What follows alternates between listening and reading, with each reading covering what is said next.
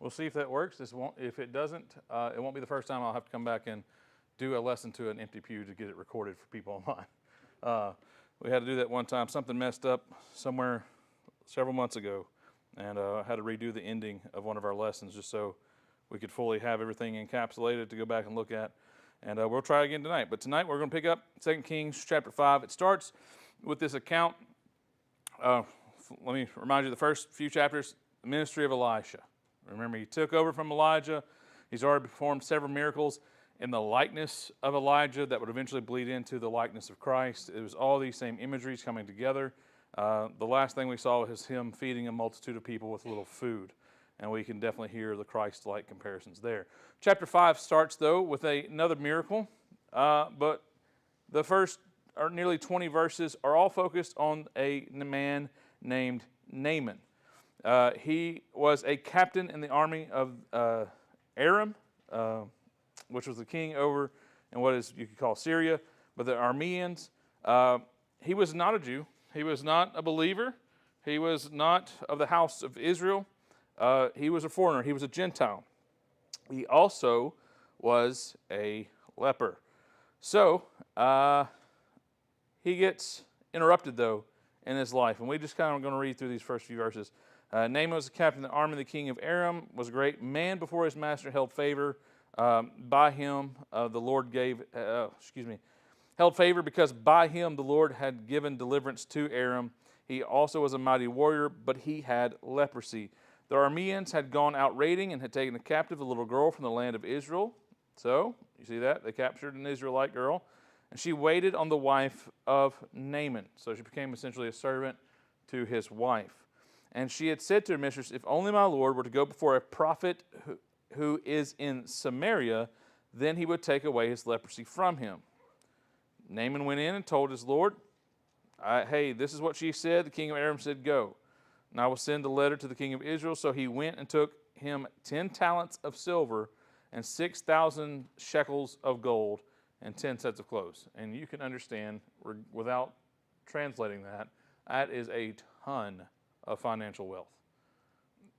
10 sets of clothes in and of itself was a lot. And then you add in the silver and the gold. And you're talking about a lifetime acuity of wealth. And he was going to bring it all to try to gain favor from this prophet and essentially buy his healing. So he went out, verse 7, when the king of Israel read the letter, he tore his clothes and said, am I God to kill and give life? This man sends a man to me to take away his leprosy, but consider and see how he is seeking a quarrel with me. So he brought the letter to the king and was like, hey, I have been told there's someone in Samaria that can help me. And the king's like, it's not me. Who am I, God? Do I take away life? Do I restore it? It's like you want to start a fight. But in verse 8, when Elisha, the man of God, heard that the king of Israel had torn his clothes, which is, again, a very public sign of lamentation, grief or mourning, he sent word to the king, saying, why have you torn your clothes? Let him come to me. Elisha said, you're mourning, you're lamenting because this guy's come to you, and you think it's a threat. You think he's trying to dupe you into this, because, and I'm only assuming here because we only get what we got here. The king receives the man. He says, hey, I was told you can heal me. Can you heal me? And he knows that this man's a captain of the army of the Arameans, high in the court of the king. And he's like, well, if I send you back unhealed, well, that's just going to start a fight. Your king's going to come back at me and say, why didn't you heal my servant? Why didn't you heal my captain? What am I supposed to? You've really put me between a rock and a hard place. It was a lose-lose situation in his opinion, in his eyes.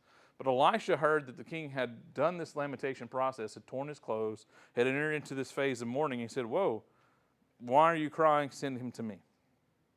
So Naaman came with his horses and chariots, stood at the entrance at the house of Elisha. Elisha sent, and I love this, right? Elisha sent a messenger to him saying, go wash yourself 7 times in the Jordan, and your flesh shall be returned and cleansed.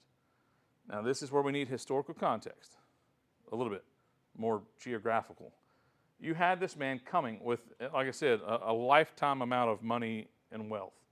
And he was going to give it to the king in payment for the cleansing of his leprosy. He approached the king, had conversations with the king there. in Israel. And the king sent him away to a prophet named Elisha. When he shows up to the prophet's house, Elisha does not come out to meet him.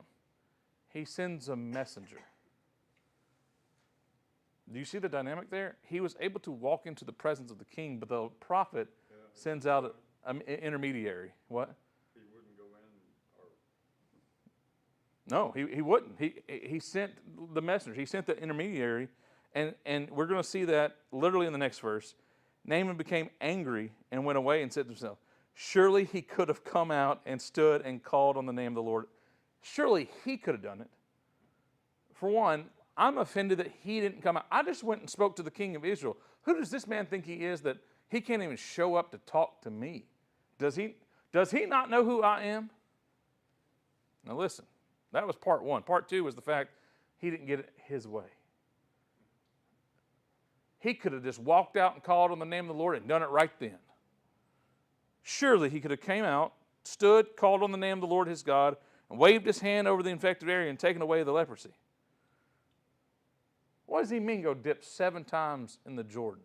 Which, depending on the season, not a very flowing river. Kind of turns into a creek in some areas. Again, depending on where you are. It gets wide in a flood season, but in a drier season, it's not that wide. It's not that clean. It can be perceived as a dirty place. Can be, not always. So here he's like,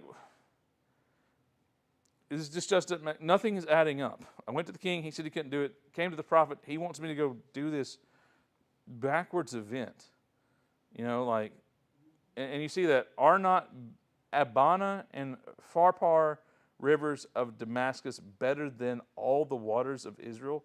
Can I not go wash in them and be cleaned? And he turned and went his own way in a rage. So you just see that dynamic. He didn't come out to meet me. He wants me to bathe in this inferior water. Yuck.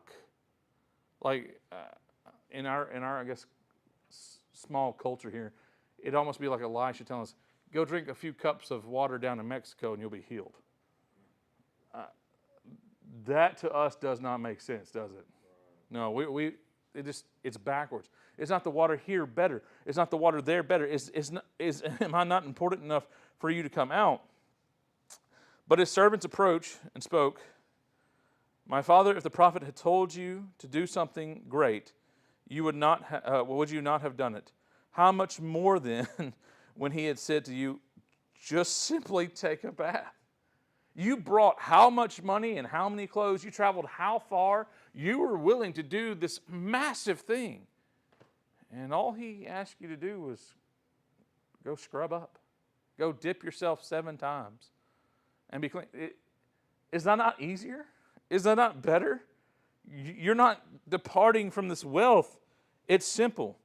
So he went down, feeling a little convicted, dipped himself in the Jordan 7 times, according to the word of the man of God. And his flesh returned as like the flesh of a young child, and he was clean. Then he returned to the man of God and all of his company and stood before him and said, now I know. There's a big difference in there. Now I know. It's confirmed within me. Now I know there is no God in all the land except in Israel. And I'll take this gift from your servant. But he said, no, as the Lord lives, before whom I stand, I will take no gift. And he urged him to take it, but he still refused. Naaman said, if not, let 2 mule loads of dirt be given to your servant, for your servant will no longer offer a burnt offering or sacrifice to any god except the Lord. So you see there, he had already practiced polytheism in the past, where he had served and gave offerings to idol gods. He said, I will do that no longer except to the Lord. And I love that. He said, if you're not going to take my gold, then give me dirt. Give me dirt that I may build a mound, may build an offering site, that I may give offering to the Lord. But may the Lord pardon your servant on one account, when my master enters his house of Rimmon to worship, and he leans upon my hand, and I bow down in the house of Rimmon. When I do bow down in the house of Rimmon, may the Lord pardon your servant on this one account. And he said to him, go in peace. So he departed from him a short distance. And not only is this a passage we can spend our entire time on tonight, and a passage that we can make plenty of personal connections to. But historically, in this moment, if we go back to Leviticus 14, and I think I can pull that up on a screen. So if I scroll far enough, yeah. Leviticus 14, this was a law that was given in times past. The Lord spoke to Moses, saying, this shall be the law of the leper in the day of his cleansing. It shall be reported to the priest, and the priest shall go out of the camp, and the priest shall examine him to see if the disease is healed in the leprous person. And then in verse 7, after the sacrifices that would follow, then he shall sprinkle it, a mixture that was referenced, 7 times on him, who is to be cleansed from leprosy, and he shall pronounce him clean, and shall let the living bird loose into the open field. So in this law, Leviticus, the entire chapter of Leviticus 14 is about dealing with leprosy. You can go read the whole thing. It's about 60 verses. But that entire chapter is constructed to deal about leprosy. But you see in these 1, 2, 3, and 7, just a summation, the priest would go out, examine the person, and there would be a sacrifice, and then this pronouncement of him as being healed, that he was cleansed from his leprosy. There was a law given in Leviticus, and it was never used. Why was it never used? Because until Naaman, after the law had been given, there is no recording in Scripture of a leper being cleansed. We had God smite Miriam with leprosy before the law, back in Exodus, when they complained that Moses married a woman outside of Israel. And God said, let me remind you who's to judge. And he smote Aaron and Miriam because they were speaking against Moses. She had turned to leprous, but she was healed. But that was before this Levitical law was given. Now here in Leviticus, the law has been given, and since it was, there is no recording, and I'm being very poignant to that, there's no recording in Scripture of a person being healed until we get here to Naaman. Now, what's the one thing we already talked about Naaman? That he was a Gentile. So he's not following the law of Israel. So he still himself isn't now going to go present himself to the priest. Flash forward to Jesus. He heals those 10 lepers. The one comes back to him. And he says, for one, where are the other 9? And that's the different part of that account that we're not going to focus on. But he says in the end, now go present yourself to the priest. Because at that point, that man's going to walk into that priest and he goes, hi, I was a leper. I followed the instructions of a rabbi. I'm healed. I need you to pronounce me clean. And that priest, and that I can only imagine, that priest is going to like, I know they know the Scriptures. Please just follow me for my own fancy imagination. That priest is going to look at me like, what are you talking about? You know, in the law, it says, pronounce me clean. He's like, oh, yeah, we've never used that. Let me go double check. You know, it's that one piece of instruction we've never had to, that pull in case of emergency, we've never had to pull. And he goes back, and they're like, all right, we have to use this now. And for the Jewish believers, or at least the Jewish non-believers, those priests in that temple that day, they had to confront the fact that Jesus had done something according to the law that had never been done before within Israel. And that's one of the many testimonies that speaks of the messiahship of Jesus. Because when that man walked into that temple and said, priest, here I am, I need to be pronounced clean from my leprosy, in the recording of the Old Testament, which remember, they had. Naaman is the only one that we saw healed of leprosy after the law had been given. And he was a Gentile, so it didn't even apply to him. So now they're looking at this. They are forced to reckon that Jesus, this man that they presumed to be maybe a prophet, pronounced this man to be clean, gave him instruction to be clean, and he was cleaned. They had to deny such power as that to deny Jesus as the Messiah. Those priests had to look at this leprous man who no longer was plagued with leprosy and go, I mean, he only did it once because the other 9 just went away. Well, if he was really the Messiah, he'd heal all leprosy, right? It's never been done in the history of Israel. And they had to reckon with that.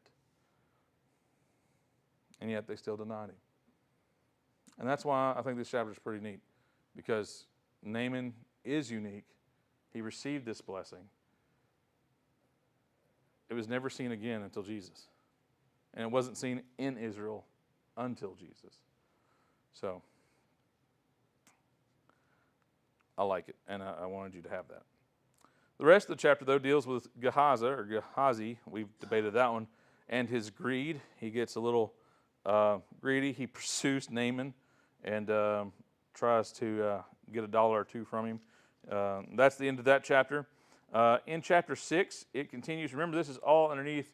If we go back to our outline, which I forgot to put on the screen at some point, if we go back to our outline, this is all underneath that section there, the ministry of Elisha, which this fell right into the center of it.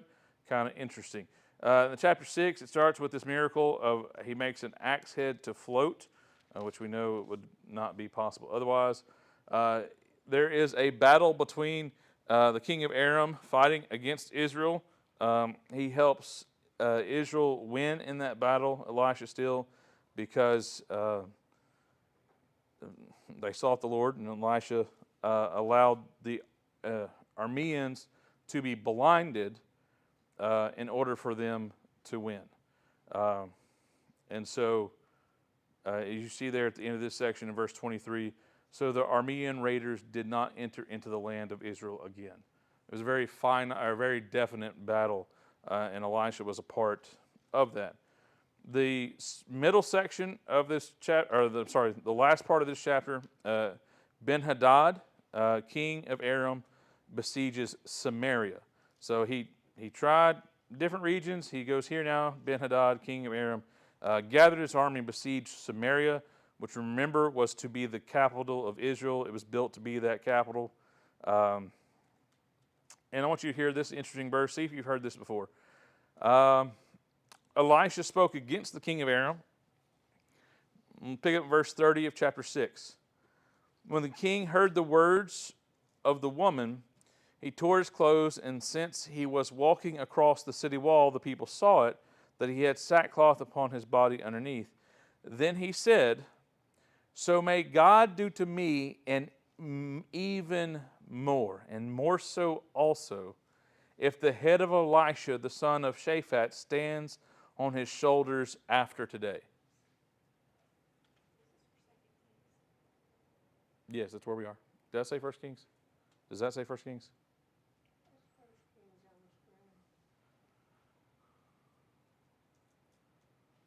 No, that's 2 Kings. Yeah, we're in 2 Kings 6 right now. Yeah, we're good. 2 Kings chapter 6, verse 31.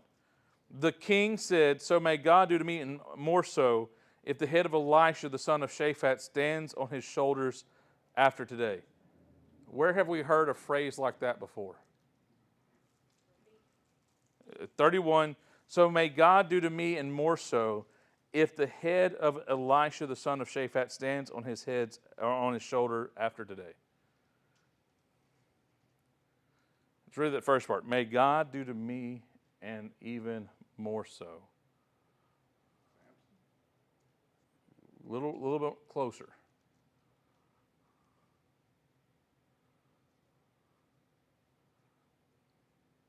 We're talking about Elisha here, but we heard the same thing about Elijah when Jezebel said it. May God do to me, and even more so.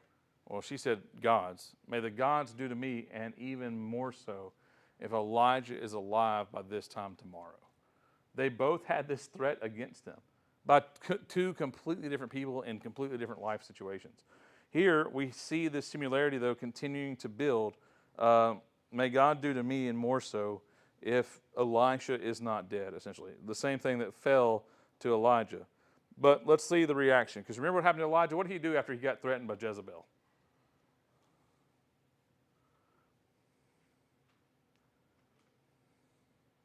He ran away. That's when he ran into the woods for like that week. He got scared and ran away. because despite God bringing down fire and consuming the sacrifice on top of Mount Carmel, and it being this visual display of God on his side, and the literal years of God's provision on him and for him, and the miracles that he wrought, when at the end there that one woman threatened his life, he got scared and ran away and began to lament, saying, I'm alone, no one's with me. God, why have you put me in such circumstance? And God says, listen and repent, essentially. Here, the king makes the same proclamation, and Elisha was sitting in his house, and the elders were sitting with him. The king sent a messenger, but before the messenger came, Elisha said to the elders, are you aware that this son of a murderer has sent a man to take off my head? And when the messenger enters, shut the door and hold it against him. Is it not the sound of the master's feet behind him? So he didn't run away. He literally looked at the rest of the people in his house saying, hey, I just want y'all to be aware, someone's on their way to kill me. And while he was yet speaking with them, the messenger came down to him, and the king said, the calamity of the Lord is of the Lord. Why should I hope in the Lord any longer? Which to me is very similar to when Ahab called Elijah the troubler of Israel. And he goes, that's really you, not me. And here, the calamity of the Lord. This is the calamity of the Lord. And I found that interesting. Not directly the same, but kind of similar. It's kind of similar. And then Elisha begins to make a prophecy saying, tomorrow about this measure, tomorrow about this time, I forgot to include this. They were in a famine at this point. Everything was extremely expensive. Israel was not doing well. But he says about this time tomorrow, everything's going to be cheap. People are going to be dancing in the streets with luxury because everything will be restored to them. And that's exactly what happens in the last part of the chapter. Essentially, there's a camp of Arameans outside of Israel. They flee in fear of the Lord, and the Israelites simply go out and rejoice by taking in the plunder. There's one man who doubts, and Elisha said, you may doubt it, but you'll die before you see it. And surely enough, he was trampled at the gate when people were rushing out to get the flour and the oil and the food that they found in the camp. And that's the end of chapter 7. Chapter 8, we're getting towards the end of this ministry of Elisha. In part, it still does play effect for some time, but it's starting to get to kind of a detailed close. Elisha spoke to a woman whose son he had restored in a previous chapter, and essentially her land ends up being restored. Ben-Hadad, which we just saw attacking Israel and trying to siege Samaria, comes in to contact with the end of his life. Elisha came to Damascus while Ben-Hadad was the king of Aram, was ill. And he said, or he was told, the man of God has come. The king said to Hazael, I want to see if y'all can remember a little bit about this guy. Take a present with you, go meet the man of God. Now remember, Ben-Hadad was just besieging Samaria. The Arameans have been a plague, literally, to Israel. They finally are pushed back to the point that they don't come back no more. And when Elisha shows up to Ben-Hadad, who is sick, he's like, oh, great, he's here. Go get a present for him. This is a strange dynamic between these two bodies of people.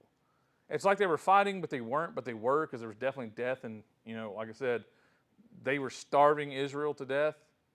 They had burnt the crops. They had destroyed the fields. But when Elisha showed up, Ben-Hadad was happy that he was there. Nonetheless, he tried to win favor, but Hazael went to meet him, took a present with him of all sorts of good things from Damascus, 40 camel loads. He came and stood before him and said, your son Ben-Hadad, king of Aram, has sent me to you, asking, will I recover from this illness? And Elisha said to him, go say to him, you will certainly recover. But the Lord has shown me that he will certainly die. Hazael stared at him until he was ashamed, and the man of God wept. And you're not ready for why. Hazael said, why are you weeping, my Lord? You're Elisha looking at this man, and you have to say what he's about to say. Because I know the evil that you will do to the children of Israel. You will set their fortresses on fire, you will kill their young children with a sword, and you will smash their children and rip open their pregnant women. And what's worse, he knows this. Because if you go back to the ministry of Elijah, Elijah was called by God to anoint Hazael as king. 1 Kings 19. The Lord said to him, Go, return on the road through the wilderness of Damascus, and when you arrive, anoint Hazael to be king over Aram. And you shall anoint Jehu, the son of Nimshi, which we'll get to this in a second, to be king over Israel. And you shall anoint Elisha, the son of Shaphat of Abel-Meholah, to be the prophet in your place. He who escapes the sword of Hazael will be killed by Jehu, and he who escapes the sword of Jehu shall be killed by Elisha. So now back in this verse,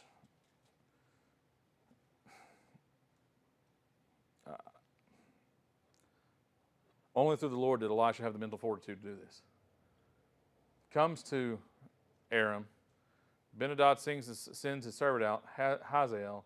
Hazael comes out and says, Hey, is everything going to be good? I've got like 40 camel loads of stuff to give you because we recognize who you are. And Elisha in turn says, Well, I recognize who you are too. Go tell your king that he will recover, but surely he will die. And you will greatly destroy Israel. Hazael said in response to this, because what do you say in response to this? Is your servant a dog that he should do this great thing? Dogs are never really spoken about positively in the Bible, I want you to know. And Elisha said, The Lord has shown me that you will be king over Aram. So this is two confirmations. Then he left Elisha and went back to his master and said, What did Elisha say to you? And he said, He told me that you would surely recover. But the next day he took a blanket, dipped it in water, spread it over his face so that he died, and Hazael reigned in his place. So that day he was like, why would you even think I would do that? How could I do that? 24 hours later, he's smothering his king to death.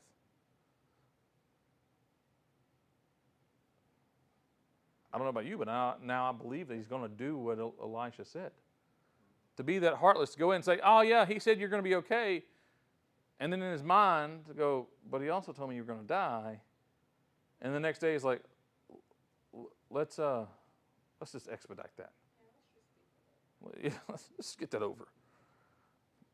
And this is where we begin to kind of jump back through a little bit of parts of history to go back and forth because for the rest of this chapter it speaks of two kings of Judah, Jehoram and Ahaziah. They both reigned over Judah for a time until we get to chapter 9. And then this is where we kind of get to the end of the ministry of Elisha. And the only reason why I say that is because he's not mentioned often for several chapters, and the next time we really do see him is at his death. So what we're about to jump into is the second unit, which is a unit called the Tumultuous Kings. And it starts with the reign of Jehu, which we see here in the beginning of chapter 9, because Elisha the prophet called one of the sons of the prophet and said, Prepare yourself, take a flask of oil in your hand, and go to Ramoth Gilead. When you get there, look for Jehu the son of Jehoshaphat, the son of Nimshi. Go in and make him rise from among his brothers and bring him into the inner chamber. Then take the flask of oil, pour it on his head, and thus said the Lord, I have anointed you king over Israel. And that was it. They anointed Jehu a king over Israel, and in verse 4, the sons of a prophet did exactly that. And, well, you remember what we already read in 1 Kings? That who Hazael doesn't kill, Jehu will. Jehu took to heart, really, that which was commanded for him. Let's just kind of continue in this chapter a little bit. The young men came, arrived, spoke to him, saying, I have a word for you.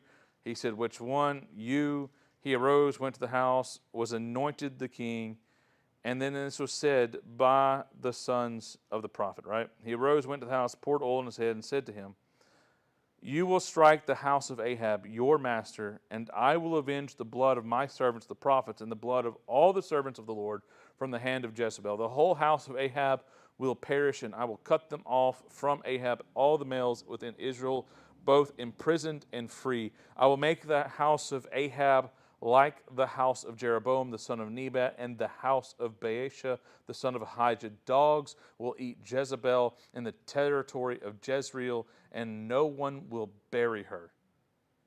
And then the prophet ran away. Can you imagine that? Guy shows up, hey, I need to speak to you. Who? You, come here for a second. They go inside. He anoints him to be king, tells him, you're going to go on this slaughtering spree, so much so it's going to be impossible for some of these people to get buried, and the guy opens the door and flees. It's not your average Tuesday for sure. Jehu returned to his master's servants. One of them said, is everything okay? Why did this madman come to you? Because all they saw was him show up, go inside, and then run out of the house. And he said to him, you know this man and his babble. They said, a lie. Tell us what was really said. Thus and thus he spoke to me. Thus says the Lord, I am anointed king over Israel. So when they heard the truth, they came and venerated him as king, blew a horn, gave him clothes. And that's where we pick up underneath, like I said, the reign of Jehu. Over these next two chapters, he fulfills that covenant that God called him to. He executes viciously a number of the descendants of Ahab. You see Joram of Israel is killed in the middle of the section. Ahaziah, the king of Judah, saw this, fled from his path. He died, and Ahaziah reigned over Judah and said, Jezebel was executed. And notice this, when Jehu came to Jezreel in verse 30, Jezebel heard about it. Okay? She's heard this disaster upon her house. So she comes down, puts black paint on her eyes, adorns her head to make herself, some say look like death. Some say look defenseless. Pick up a commentary, it might say something different than the previous one. But she paints herself, looks out the window, and Jehu enters in through the gate. She said, is everything all right, Zimri, murderer of his master? So she's calling him out, saying, I know what you've done. You've killed descendants. You've killed parts of your family. And she refers to Zimri, a previous king, that did just that, murder his own king. He lifted up his face towards the window and said, who is on my side? And 2 or 3 eunuchs, which I did a deep dive on that. I looked through many different versions, and they all say like 2 or 3 eunuchs. I love how there's collective uncertainty. No one really knew it was 2 or 3. They poked their head out, and they didn't say anything. They just looked out like, we're here. He said, drop her out the window. So they did. They threw her out of the window. She landed, was probably dead, but to secure it, the horses trampled over her, or the horse, it's a weird translation thing, was trampled by a horse at least. Jehu gets off, enters in, has a meal in her chambers. And then when he's done, he says, okay, y'all go take care of what's left, for she is a king's daughter, bury her. But by the time they went out, they found nothing except a skull, the feet, and the palms of her hands. They returned to Jehu and said, this is the word of the Lord, which he spoke by his servant Elijah the Tishbite, saying, on the property of Jezreel, dogs will eat the flesh of Jezebel, and the corpse will be like the dung in the field on the property of Jezreel, so that it cannot say, this is Jezebel. She was destroyed to the point that there was no place for her to be buried, so there was never a monument built unto her. There was never this wickedness enshrined in one place. I do like what one pastor said, and oh man, the precursor was, it's not necessarily biblical, but it'll preach, which is a weird statement. But he brought out the heads, the hands, and the feet were found. And he said, and this is not me, but everything she taught, everything she did, and everywhere she went, all of that was so ungodly that even the dogs didn't touch it. Which, like I said, sounds good. Yeah. It's an interpretation. But seriously, that was all that was left was her head, hands, and feet. And that was, of course, a way of identifying that it was really her. But at the same time, she was so destroyed, they could not tell. That was the end of Jezebel, which we know was a massively wicked woman. That's the end of chapter 9. That was Ahab's wife. Well, let's talk about his kids. He has 70 sons that in the beginning of chapter 10 are killed. Ahaziah's 42 brothers are killed. The worshipers of Baal all killed. Listen to this in the middle of the chapter, verse 18. Then Jehu gathered together all the people and said to them, Ahab served Baal a little, but Jehu will serve him much. And you're thinking, oh, of course, he's a bad guy, right? Listen to what he did. He said, if you thought Ahab was a worshiper of Baal, you've seen nothing yet. Because if Ahab worshipped him 1-fold, I will worship him 100-fold, essentially. So now call to me all the prophets of Baal, all the worshipers, all the priests. Let none go unaccounted for, because I have a great sacrifice for Baal. All who are not accounted for will not live. So he set out the call saying, if you worship Baal, if you're a prophet of Baal, if you're a priest of Baal, if you're a worshiper of Baal, then I'm having this great sacrifice. And if you don't show up, if you don't profess Baal, you will be killed. Okay. Huh? Oh, yeah, it's pretty hard to. You would think. Not a man remained that did not come. They came to the house of Baal. The house of Baal was full from one end to the other. He said to one in the charge of the wardrobe, bring out the garments for all the worshipers of Baal. So they brought out the garments. And he set up this feast. He set it up to be what he proclaimed it to be. But then Jehu, what? Oh, and man, and but then Jehu and Jehonabad, the son of Rechab, went into the house of Baal and said to the worshipers of Baal, note this, search and see that there are no worshipers of the Lord here with you, only the worshipers of Baal. So pretty much they said, look, make sure no one actually serves Yahweh. If anyone here proclaims to serve Yahweh, we want you to leave. This is only for the worshipers of Baal. So if you're on the fence, if you serve Yahweh, we don't want you here. So they did that. They made sure. They did their vetting process. And as soon as he finished making the burnt offering, Jehu said to the guards and the officers, go in and kill them. No one comes out. So they struck them with the edge of the sword. The guards and the officers threw them out and went into the city, the house of Baal. They brought out the sacred pillar of the house of Baal and burned it. They broke down the sacred pillar of Baal and tore down the house of Baal and made it a latrine to this day. He, as it puts in the next verse, exterminated Baal from Israel, which is like, oh, Jehu was a great man then. He served the Lord. He obeyed the prophecy. He destroyed Baal in Israel. Before you get too high and mighty on Jehu, it immediately goes, but from the sins of Jeroboam, son of Nebat, who caused Israel to sin, Jehu did not turn aside. That is to say, the golden calves that were set within Bethel and Dan. He destroyed the house of Baal, but he did not destroy idolatry. He just picked different idols. And he continued to serve them. The Lord said to Jehu, because you have done well by doing what is right in my sight, and have done so to the house of Ahab, all that was within my heart, 4 generations of your sons will sit on the throne of Israel.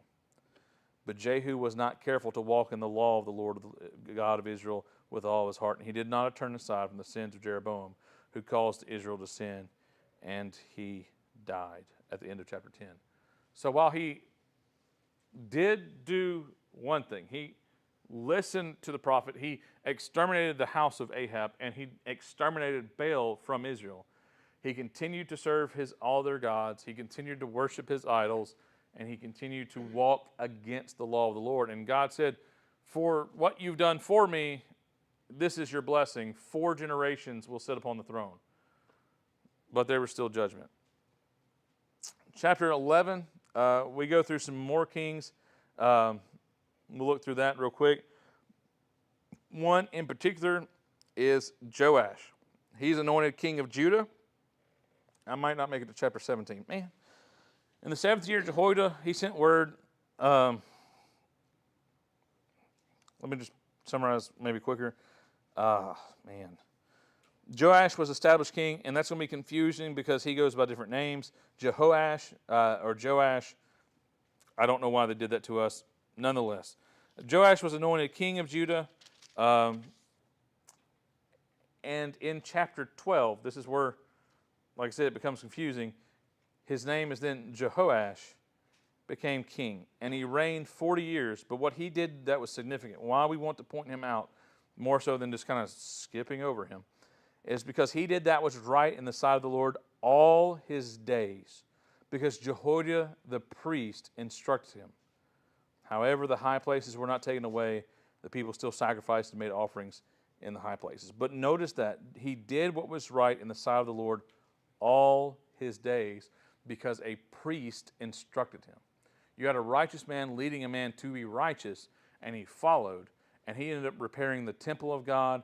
There was a restoration in the house of Judah. Beautiful period of time. Problem is, he dies by the end of this chapter. And you see it swapped. That's how we know they're the same thing. In verse 1, it talks about Jehoash becoming king. Well, at the end of the chapter, it says, now the rest of the deeds of Joash. Same person. And it wouldn't be confusing if there wasn't a second Joash otherwhere. In another spot. So it's important to keep this one king unified within these 2 chapters. I don't want to skip over the fact that at one point during his reign, Hazael, king of Aram, remember him, fought against Gath, which was on the western side of Judah, seized it, and he thought, hey, let me go take Jerusalem. Well, Jehoash, king of Judah, took all of these consecrated things that Jehoshaphat, Jehoram, and Ahaziah, his fathers, king of Judah, had dedicated and his own consecrated things, all the gold that was found in the treasures, and essentially made an offering to Hazael, king of Aram, to spare Jerusalem. And he does. He said he gives him 4 kings worth of gold, and Hazael was like, all right, good enough for me. I didn't destroy you, but I robbed you. And he goes back. Jehoash, king of Israel, reigns in chapter 13, along with Jehoash, king of Israel. Do you see why that gets confusing? We just had Jehoash, king of Judah, and now we have Jehoash, king of Israel. Just keep them separated. Jehoash, king of Judah, godly. Jehoash, king of Israel, ungodly. And then chapter 13, which is, I guess, Jehoash, king of Judah, godly. Jehoash, king of Israel, ungodly. That's a distinct way of keeping them separate. You said they were the same person? No, they're not, and that's why because they're both have the same name, but it's 2 different kings of 2 different places. But when you're talking about just a name, you have to give much context, or otherwise, yeah. I mean, look at 13:10. In the 37th year of Joash, king of Judah, Jehoash, the son of Jehoahaz, reigned over Israel. Couldn't somebody be named Steve? Chapter 13 closes with this, and this is, I guess, where we'll stop today. Elisha dies towards the end of the chapter. Elijah becomes sick with illness which he would die. I like that editorial context. So Joash, the king of Israel, ungodly, went down to him and wept before him and said, my father, the chariot of Israel and its horsemen. Which is him just saying, like, it's a lament, what I would give. Elisha said to him, take a bow and arrows. And he did. Then he said to the king of Israel, draw the bow. So he did.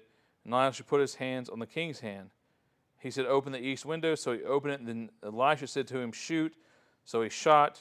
What is happening? I know, follow. The arrow of the deliverance of the Lord, and the arrow of deliverance from Aram. For you must strike Aram and Aphek until you have destroyed them. So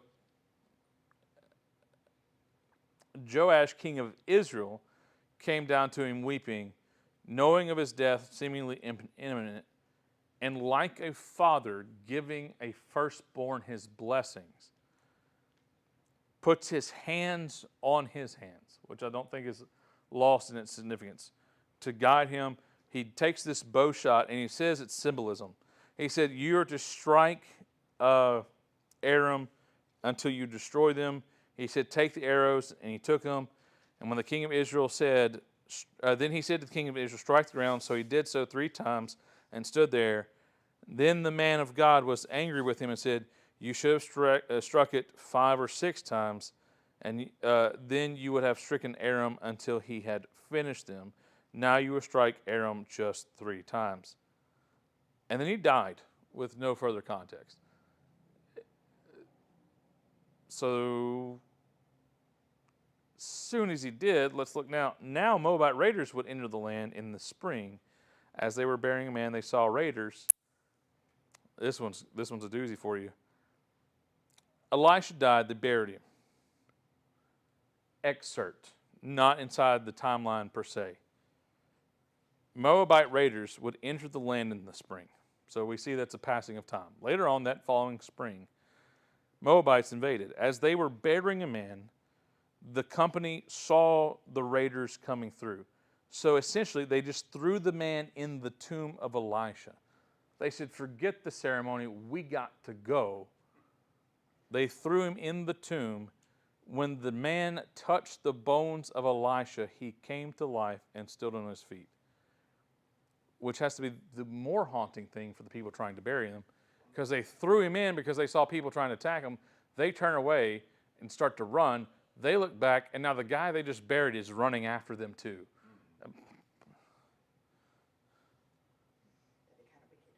The fastest, I swear, an Israelite ever ran. It had to be. And then the chapter ends, before we get into chapter 14.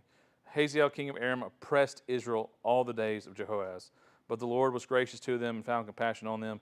He turned them away because of his covenant with Abraham, Isaac, and Jacob. Notice that. That is important. And would not destroy them or cast them away from his presence.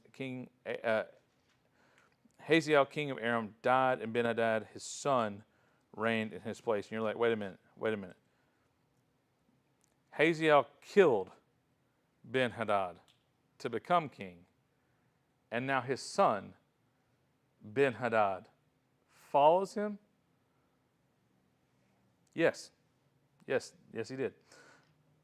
And Jehoash, the son of Jehoahaz of Israel, took back the cities from Ben-Hadad, the son of Hazael, that had been taken from Jehoahaz, his father, in war.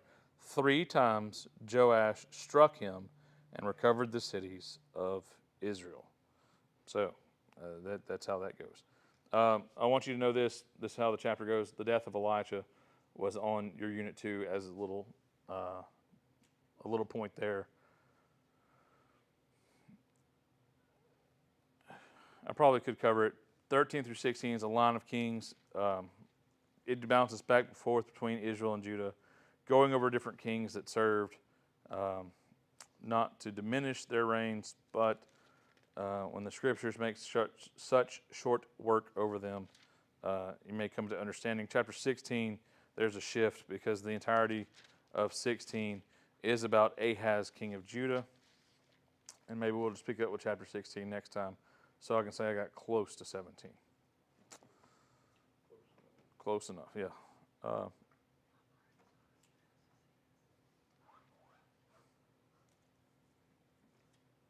So, any questions before we depart? We'll try that. We'll pick up in chapter 16 and talk about Ahaz, because it's about to issue in something different.